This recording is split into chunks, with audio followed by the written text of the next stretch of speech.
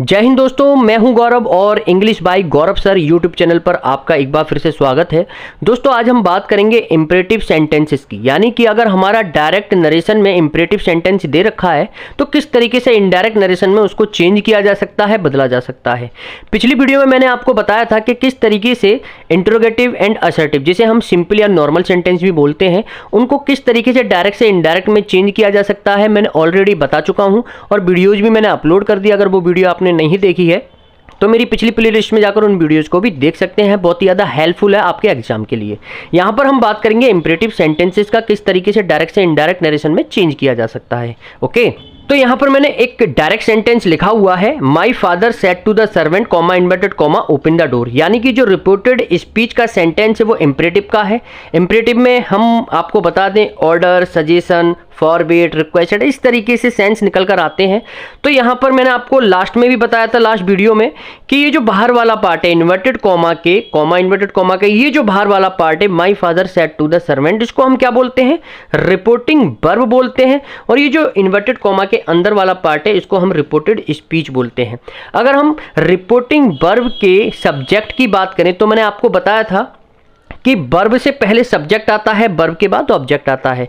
ये हमारी set to क्या एक वर्ब है, वर्ब से पहले क्या आया, ये माई फादर क्या है, हमारा एक सब्जेक्ट है। यहाँ पर ये जो माई है मैं आपको बता दूं ये एडजेक्टिव है, क्योंकि फादर हमारा नाउन है, नाउन से पहले हमारा क्या आता है, एक और नाउन अगर आता है तो उसको हम एडजेक्टिव मानते हैं। वहीं अगर ऑब्जेक्ट की बात करें तो ऑब्जेक्ट हमारा सर्वेंट है।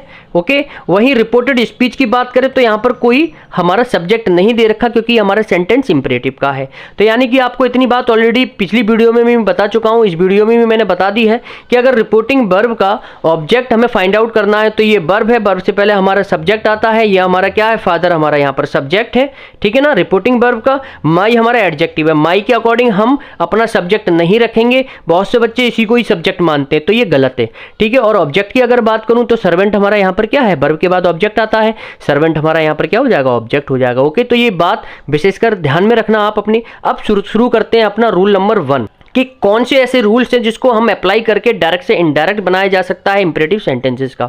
यहां पर रूल नंबर 1 है कि अगर हमारी रिपोर्टिंग वर्ब, यानी कि जो इन्वर्टेड कॉमा के बाहर वाला पार्ट है मैं उसकी बात कर रहा हूं, रिपोर्टिंग वर्ब सेड या सेड टू दे रखी है तो सेंटेंस की सेंस के अकॉर्डिंग हम order, forbid, suggested, commanded and requested, इनमें हम चेंज करते हैं। कैसे करेंगे मैं आपको उदाहरण एग्जाम्पल के माध्यम से बहुत ही सरल और आसान भाषा में बताऊंगा, तो आप निश्चिंत रहिए। ओके, रूल नंबर 1 सिर्फ यही है, खत्म। रूल नंबर 2 क्या है, कॉमा इन्वर्टेड कॉमा को हटाकर हम किसका यूज करेंगे, टू का यूज करेंगे, ये बात विशेषकर ध्यान में रखना। अब रूल नंबर 3 क्या है वो यहां पर मैं लिख लेता हूं। रूल नंबर 3 है दोस्तों, यहां पर टू के बाद हमेशा V1 यानी कि वर्ब की बेस फॉर्म या फिर फर्स्ट फॉर्म का यूज किया जाएगा, ये याद रखना। रूल नंबर 3 है 2 + V1। ओके, टू के बाद वर्ब की फर्स्ट फॉर्म आएगी। रूल नंबर 4 है change the tense, pronoun etcetera as per rules, यानी कि टेंसेस हमारे और प्रोनाउन, ये जो मैंने रूल्स आपको ऑलरेडी पिछली वीडियोज में बताए थे उसके अकॉर्डिंग ही चेंज होंगे। ओके, वो रूल्स क्या हैं आप पिछली वीडियो में जाकर देख सकते हैं। अब हम इसको एग्जाम्पल के माध्यम से समझाते हैं कि किस तरीके से डायरेक्ट नरेशन को इनडायरेक्ट नरेशन में चेंज किया जा सकता है इंपरेटिव सेंटेंसेस का। यहां पर मैंने यहां पर एक एग्जाम्पल लिखा है, my father said to me comma inverted comma study hard, यानी कि कठिन परिश्रम करो, ये मेरे पापा जी ने मुझसे कहा। तो जाहिर सी बात है इस सेंटेंस का जो सेंस है एक एडवाइस के रूप में शो हो रहा है। ओके, तो जब एडवाइस के रूप में शो हो रहा है तो किस तरीके से बनेगा, यहां पर माई फादर सेड टू, मैंने आपको बताया था सेड टू की जगह हम इस सेंस के अकॉर्डिंग, यानी कि सेंटेंस में जो सेंस है उसके अकॉर्डिंग ही यहाँ पर लिखेंगे, चेंज कर देंगे, जैसे एडवाइस, फॉरवर्ड, रिक्वेस्टेड, है ना। इस तरीके का जो भी सेंस निकलता है हमारे रिपोर्टेड स्पीच के सेंटेंस का, उसके अकॉर्डिंग चेंज करेंगे। तो यहाँ पर एक एडवाइस का सेंस निकल के आ रहा है, तो यहाँ पर क्या लिख देंगे, माई फादर एडवाइज्ड मी, और कॉमा इन्वर्टेड कॉमा को हटाएंगे, किसका यूज करेंगे, टू का यूज करेंगे, मैंने आपको बताया था। और उसके बाद टू के बाद B1 का यूज होगा, यानी कि my father advised me to study hard, यानी कि इसका हमने एज इट इज यही लिख दिया, मगर टू के बाद हमारा V1 आ रहा है। क्या आ रहा है, V1, यहां पर स्टडीड नहीं होगा। ओके, तो इस बात का विशेषकर आप ख्याल रखना। कुछ और एग्जाम्पल्स के माध्यम से अच्छी तरीके से आसान भाषा में समझते हैं।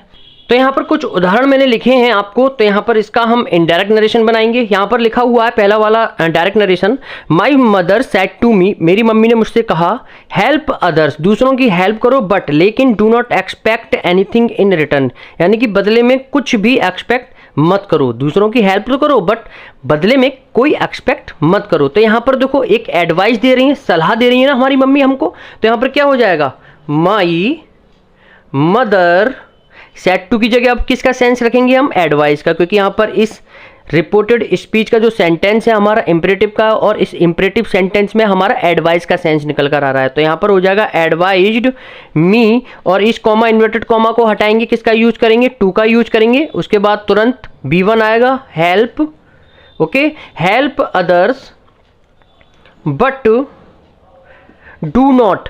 जब डू नॉट आपको दिखाई देना तो आप क्या करोगे, नॉट टू कर दोगे, ओके, नॉट टू, ठीक है ना, इसे हम इनवर्स बोलते हैं।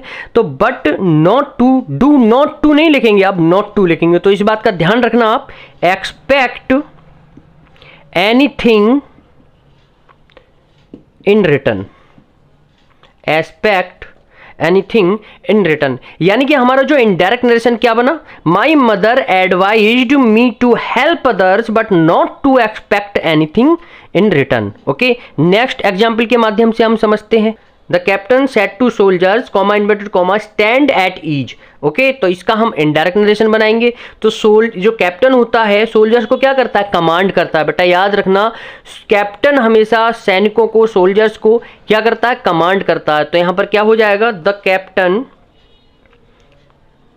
कैप्टन कमांडेड, क्या हो जाएगा, कमांडेड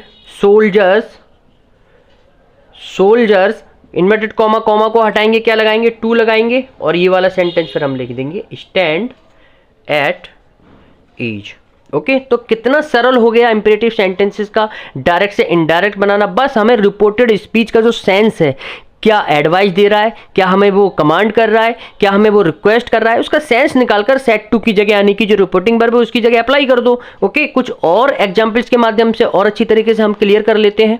तो यहां पर डायरेक्ट नरेशन के रूप में मैंने कुछ और एग्जाम्पल्स लिखे हैं। पहला है, he said to her, comma inverted comma, go away, go away, दूर हो जाओ। तो यहां पर एक ऑर्डर का सेंस निकल कर आ रहा है ना। तो यहां पर क्या हो जाएगा, ही ऑर्डर्ड हर, कॉमा इन्वर्टेड कॉमा को हटाएंगे, टू लगाएंगे, और एज इट इज इसको ऐसा ही लिख देंगे, क्योंकि टू के बाद हमारा V1 आएगा। तो यहां पर क्या हो जाएगा, गो अवे। ओके, हमारा इनडायरेक्ट बनेगा, he ordered her to go away. Clear है। अब आते हैं हम नेक्स्ट एग्जाम्पल पर। यहां पर नेक्स्ट वाला सेंटेंस देखते हैं, he said to me, comma inverted comma, do not come here. तो यहां पर डू नॉट कम हियर दो तरीके के सेंस निकल कर आ रहे हैं, एक तो ऑर्डर का आ रहा है और एक मना करने का आ रहा है, यानी कि यहां मत आओ, यानी कि कोई मना कर रहा है, फॉरबिड आएगा। वहीं अगर डू नॉट कम हियर, यहां पर ऑर्डर भी दे सकता है वो, यानी कि एक ऑर्डर के रूप में भी हम इसका यूज कर सकते हैं। तो यहां पर दो तरीके से सेंटेंस बन सकता है, यानी कि इसका इनडायरेक्ट नरेशन बनाया जा सकता है। कैसे, मैं आपको बताता हूं। जैसे कि यहां पर मैंने लिखा, ही ऑर्डर के सेंस में अगर हम इनडायरेक्ट बनाते हैं तो कैसे बनेगा, ही ऑर्डर्ड मी, ठीक है ना। अब यहां पर डू नॉट दे रखा है, बेटा क्या दे रखा है, डू नॉट दे रखा है। तो मैंने आपको बताया था नॉट के बाद टू आएगा, इनवर्स हो जाएगा ना, नॉट के बाद टू आएगा। तो यहां पर क्या लिखेंगे, यहां पर तुरंत टू नहीं लगाएंगे, यहां पर तुरंत टू नहीं लगाएंगे, यहां पर क्या लगाएंगे, नॉट टू हो जाएगा। यानी कि ये जो टू है अब यहां पर एज इट इज नहीं लिखेंगे, क्योंकि यहां पर डू नॉट आया। मैंने आपको क्या बताया था कि अगर डू नॉट आ जाए तो टू जो आएगा वो नॉट के बाद आएगा, ये वाला हमारा करेक्ट होगा। वहीं लिखेंगे कम, हियर का क्या हो जाएगा, देयर हो जाएगा। ओके, यानी कि हमारा जो इनडायरेक्ट नरेशन में सेंटेंस बना वो क्या बना, he ordered me not to come there. Okay, तो इस बात का ध्यान रखना आप। और दूसरे सेंस के रूप में, यानी कि फॉरबिड, मना करने के रूप में किस तरीके से बना सकते हैं इसको, तो यहां पर हो जाएगा, she forbid me to come there. यानी कि फॉरबिड का बेटा मतलब ही होता है, इसमें नॉट छुपा होता है, यानी कि इसका मतलब ही होता है मना करना, यानी कि उसने मुझसे मना किया वहां मत आओ, है ना। यहां पर क्या होगा, फॉरबिड में ही नॉट छुपा होता है, इसलिए अब हम नॉट का यूज नहीं करेंगे। आप इस तरीके से नहीं लिख सकते, ही फॉरबिड, इस तरीके से आपके दिमाग में अगर आ रहा होगा, he forbid not to come there. इस तरीके से गलत हो जाएगा क्योंकि यहाँ पर ऑलरेडी इस फॉरवर्ड में नॉट आ रहा है, इसलिए हम नॉट का अब यूज नहीं करेंगे। तो इस बात का ध्यान रखना, फॉरवर्ड में ही नॉट छुपा हुआ होता है जिसका मतलब होता है मना करना, ठीक है ना। तो यहाँ पर दो तरीके से बन सकता है ये सेंटेंस, एक तो ऑर्डर के सेंस में और एक फॉरवर्ड के सेंस में, ठीक है ना। ये हमारा गलत है और ये वाला हमारा करेक्ट है। तो यहाँ पर फॉरवर्ड मी टू हो जाएगा, ओके। नॉट का यूज नहीं करेंगे, मैं बार बार रिपीट कर रहा हूं, तो ये गलती मत कर देना बच्चे, बहुत बार ये गलती कर चुके हैं, ओके। और नेक्स्ट वीडियो में हम बात करेंगे एक्सक्लेमेटरी सेंटेंसेस का। किसका? एक्सक्लेमेटरी सेंटेंसेस, यानी कि किस तरीके से एक्सक्लेमेटरी एंड ऑप्टेटिव, यहां पर मैं ऑप्टेटिव भी लिख देता हूं, किस तरीके से ऑप्टेटिव एंड एक्सक्लेमेटरी सेंटेंसेस को डायरेक्ट से इनडायरेक्ट में कन्वर्ट करते हैं, वो नेक्स्ट वीडियो में हम कवर करेंगे। अगर ये वीडियो आपके लिए हेल्पफुल रही है, कुछ सीखने को मिला, तो प्लीज एक बार लाइक जरूर कर दीजिएगा, चैनल को सब्सक्राइब कर दीजिए अगर जो पहली बार इस चैनल से जुड़े हैं, पहली बार इस वीडियोज को देख रहे हैं। क्योंकि क्या होता है, मैं इसी तरीके से आसान और सरल भाषा में आपको वीडियोज प्रोवाइड करता रहूंगा। अगर आप घंटे वाले आइकन पर टच करके ऑल पर सेलेक्ट कर लेते हैं तो मेरी वीडियो का लिंक आपके पास आता रहेगा, इसी तरीके से आप वीडियो देखते रहेंगे। नेक्स्ट वीडियो में फिर मिलते हैं ऐसे ही आसान और सरल भाषा में नए रूल सीखने के लिए। जब तक के लिए आप अपना ख्याल रखिए। जय हिंद।